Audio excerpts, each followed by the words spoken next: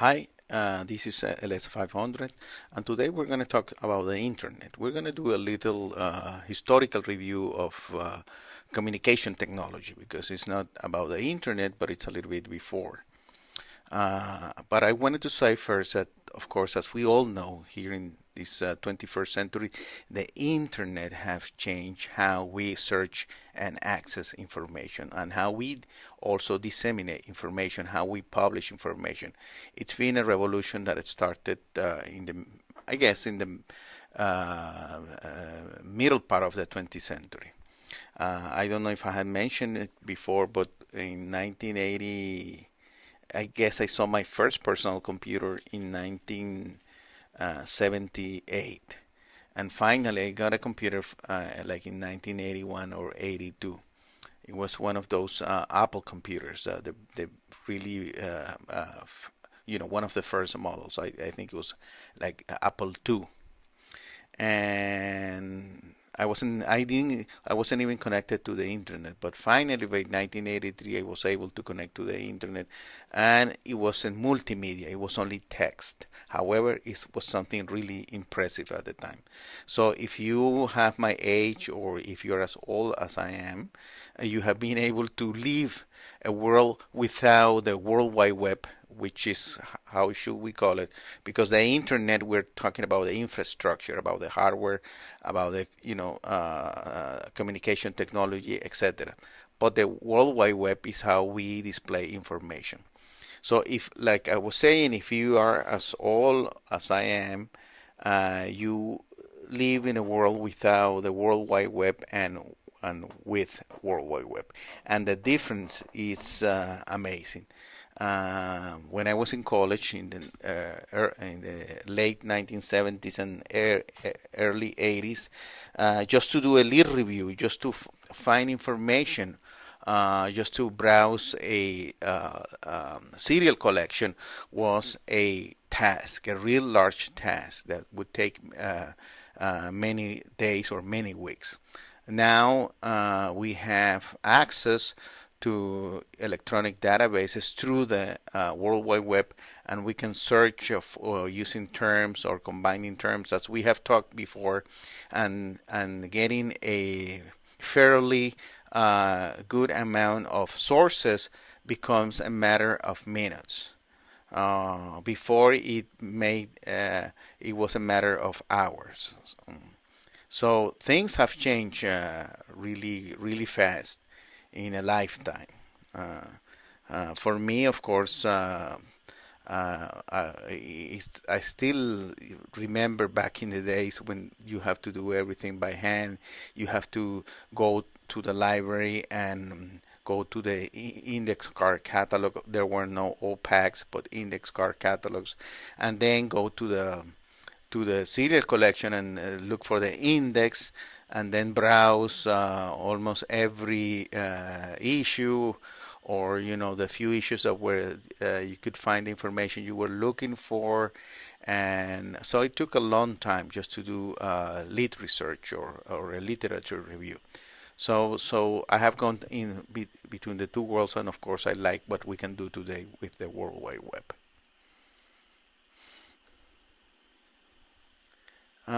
Of course, not everything is. I mean, there are some issues today that we didn't have before. The first thing is, now we live in an information environment. Information and knowledge, I think, are the two main variables in today's world. The factory of late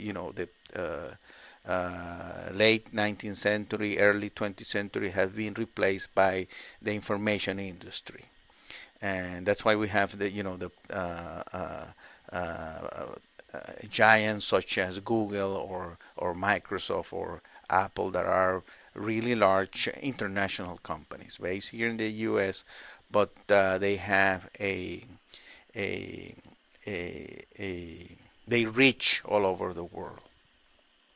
So we are in a global community, and it's easier again to read news or newspapers or magazines or research from other parts of the world. In the past, it was almost impossible. It took such a long time just to get a newspaper or a magazine or a photograph or a book from, let's say, from Australia or from even from England. And it was impossible to get information from parts of Africa and Latin America. Today, we are all connected. We are in a global community, in a global economy. So I can read immediately what is happening in Australia, or what is happening in Japan, or what is happening in South America. And I can get research published in China, or in England, or in France, or in Australia, New Zealand, etc.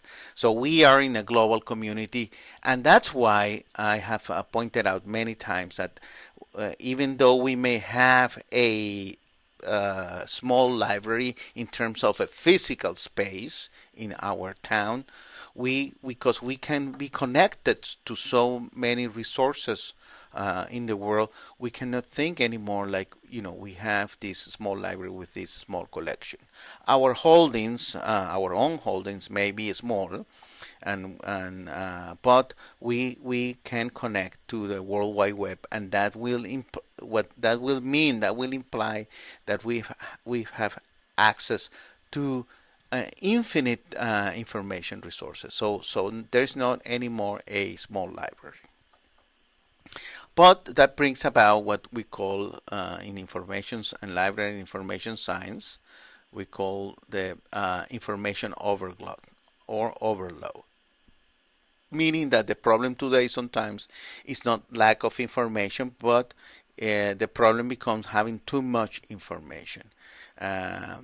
We are connected to, almost 24 hours a day. If you have a computer, if you have a connection to the internet, if you have a cell phone or a tablet, you may be connected to the information world 24 hours a day.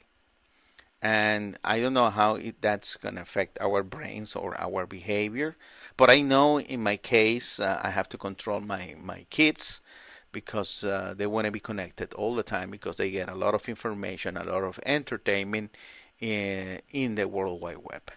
Because now they don't only can read stuff, they can play games, they can watch television, they can talk to their friends, they can communicate through social media, they can listen to music, they can watch YouTube videos, etc.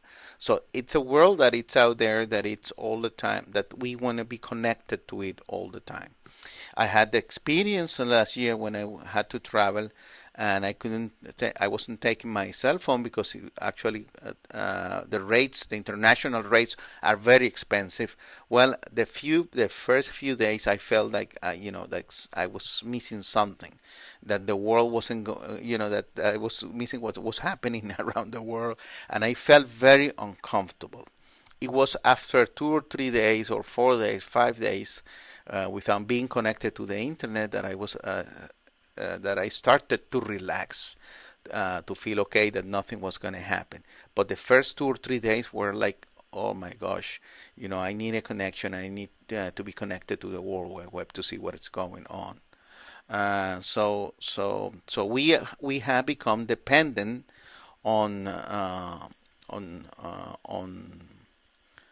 being connected. We feel like we need to be connected, or we'll be missing something. And that's part of the information overload.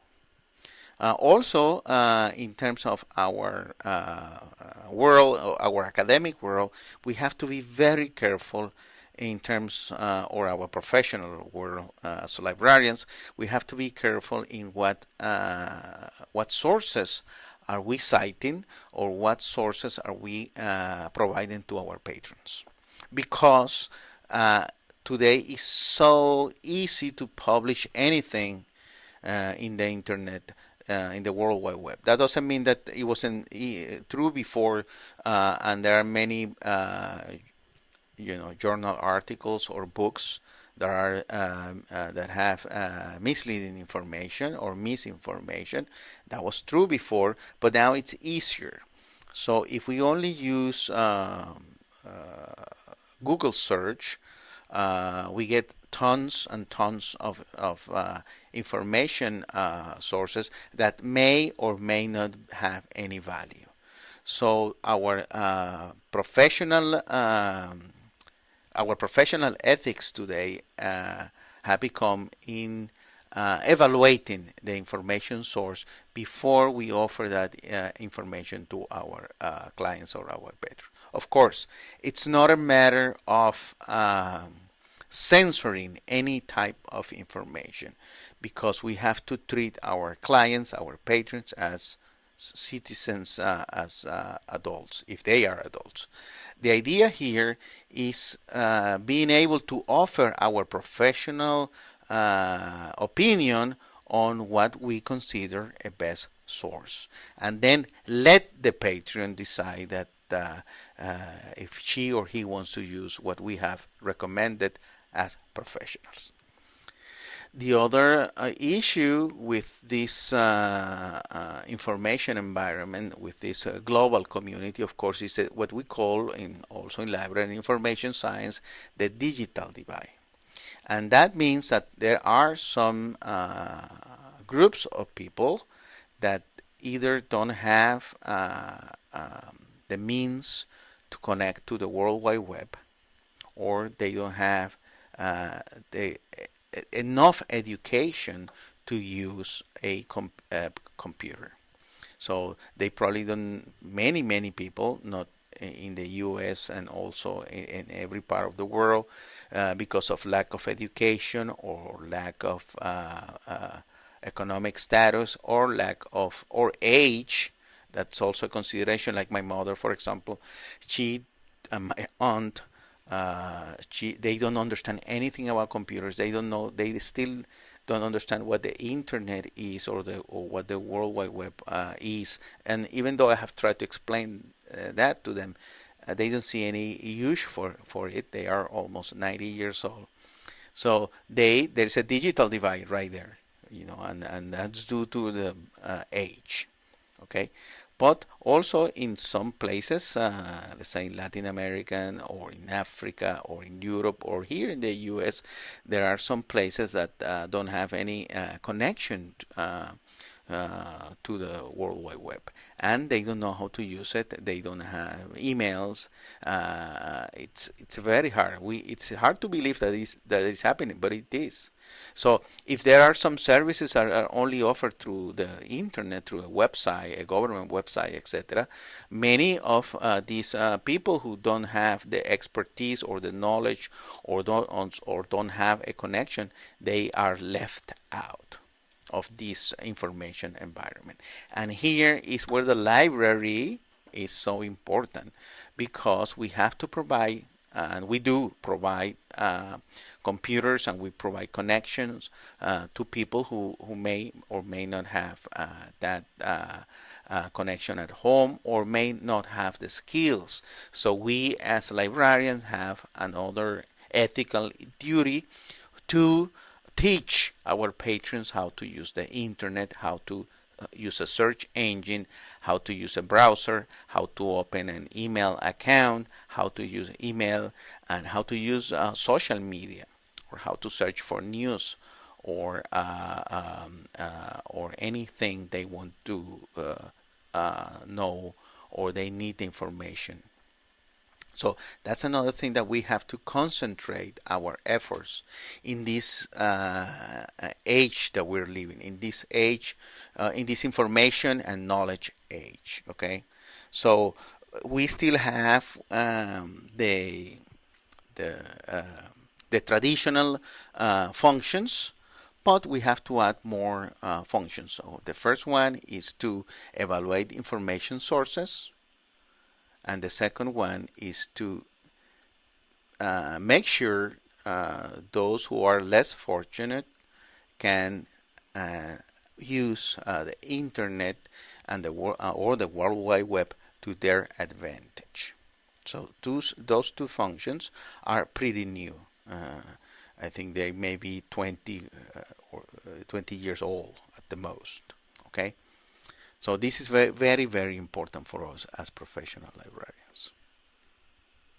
So what is the internet? The internet, as I said, is a hardware. It's networks connected by telephone lines, cables, digital optic networks, communication satellites, etc. And of course, we can think about a network from the very beginning here. We have the PC or the computer or the tablet or the cell phone. Then we have a local area network, and some of you may have a local area network at your home, and that's when you connect either wireless or with a wire, several computers with output and input devices. An example of an output device, of course, is the printer or the screen or the speaker, and input devices are scanners, a keyboard, a a mouse, etc. So you may have your own local area network at home or at work, and then you may have a gateway to the World Wide Web. Okay. Then there are, this is a way to organize the networks. We have a wide area network, then we have regional networks, and then we have national and international, and we call it the superhighway. Of course. This is one way to think about this phenomenon called the Internet or the World Wide Web, which the World Wide Web is what we actually see. It's not the hardware, it's not the computer or the connections or the wires or the satellites, but what it is displayed and what we listen in our computers, tablets, and cell phones, and other devices too. Some history about communication technology, of course. We have Samuel Morse. We have in 1844, we have the telephone in 1876. So that's late in the 19th century. Then we have, of course, in the 20th century, we have the first computers, really large, huge computers. We have the first bug that actually was a computer, but was a real bug, was a moth and it's there. You can see it there, and you can search in the internet about that. It's very interesting. Now, of course, now when we talk about a bug, we don't talk about a real bug. We talk about some instruction, some digital instruction, electronic instruction that went wrong. We have this first satellite by the Soviet Union in 1957. And of course, we have the ARPANET, the ARPA and the ARPANET. That was the first computers that have 3 or 4 nodes, and they were able to communicate with each other. And that wasn't that long ago. That was in 1969. The University of Santa Barbara, Stanford Research Institution, UCLA, and the University of Utah were involved in this project. And so that was in 1969. I was already born. I was a little kid. I didn't know anything about this stuff. But it came to me, like I said at the beginning, when I first saw the first computer was in 1978, first personal computer in 1978. I was learning to program in Fortran 4. I don't know if anybody knows what Fortran 4 is or was. I don't know if it's still somewhere being taught. It's a computer programming language, very primitive.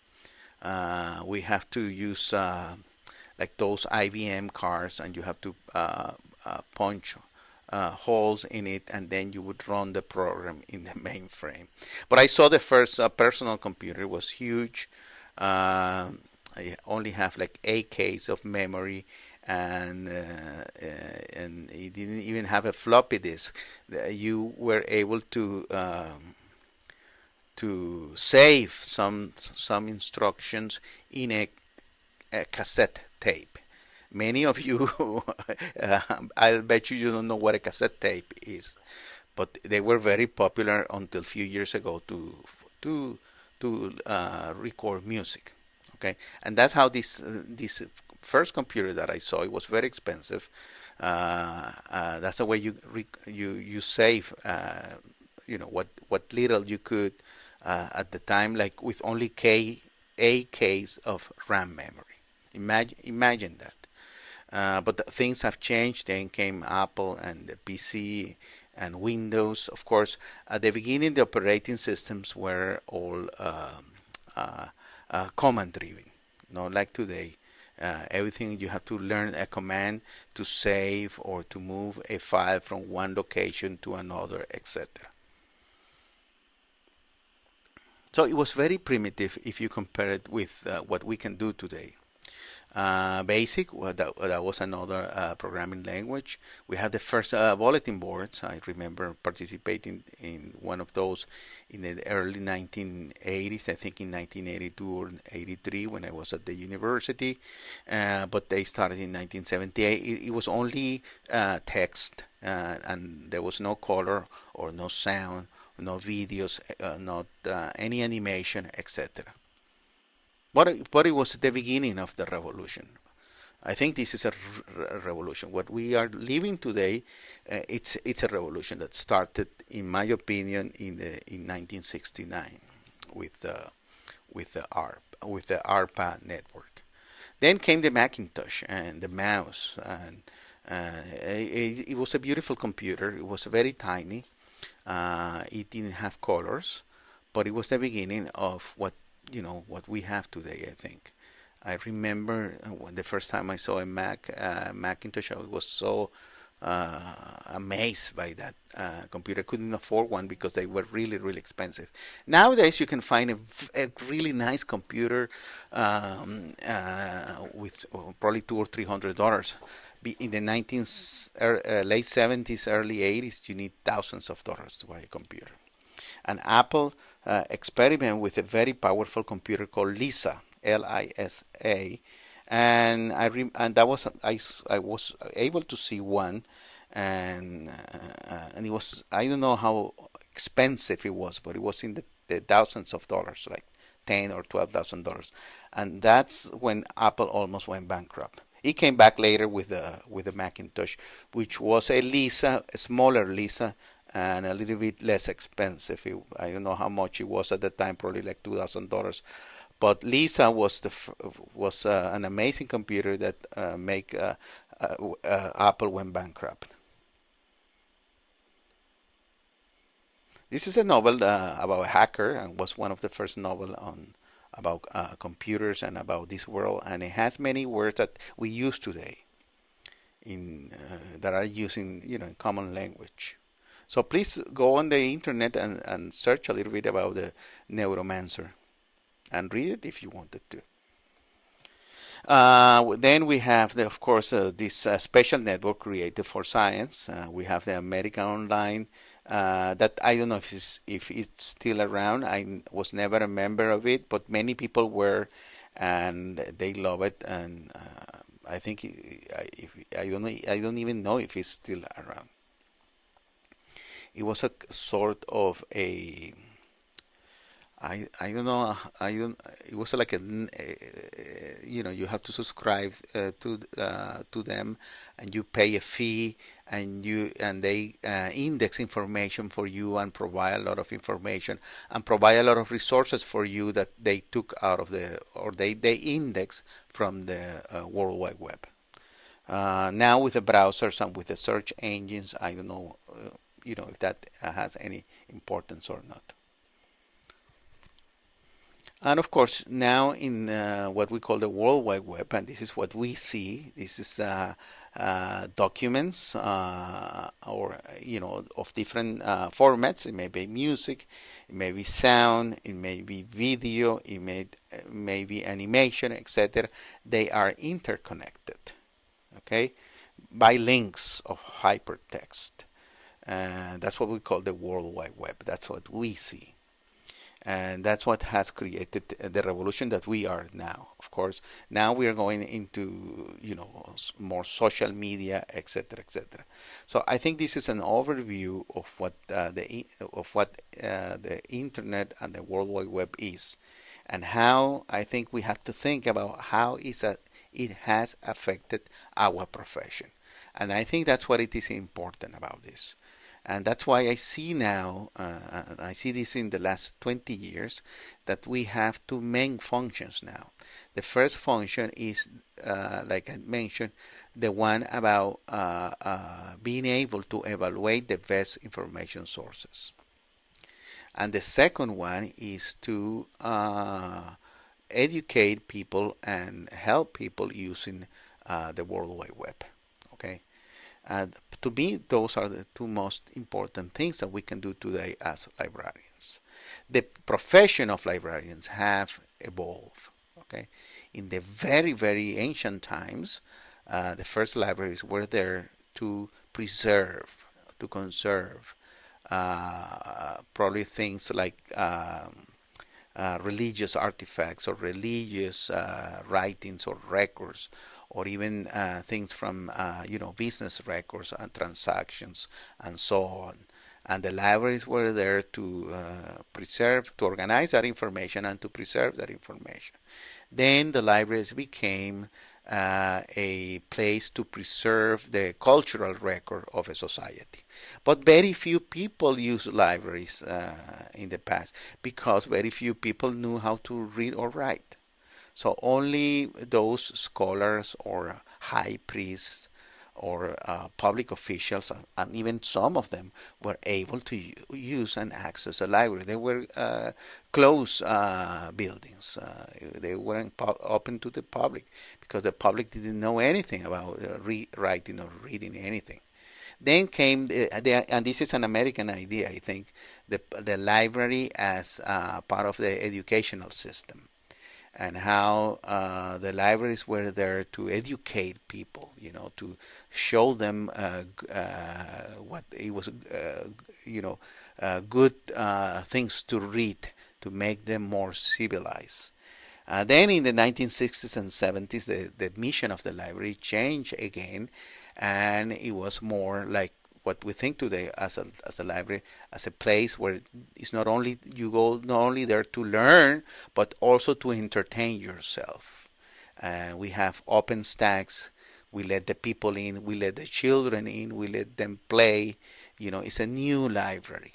And now, in the last 20 years, with the electronic world, with the digital world, with the global society in the information era, now we have a new library. A new library with plenty of information sources, many ways to search for information. Even in our homeworks, you always tell me about, I can find all the answers using Google. Yes, you can. That's fine. But we have to learn how to use other specialized resources too. Because that is what distinguishes us professionals from those who are our patrons. They are not informational professionals. We are information professionals. Therefore, we have to provide a better service.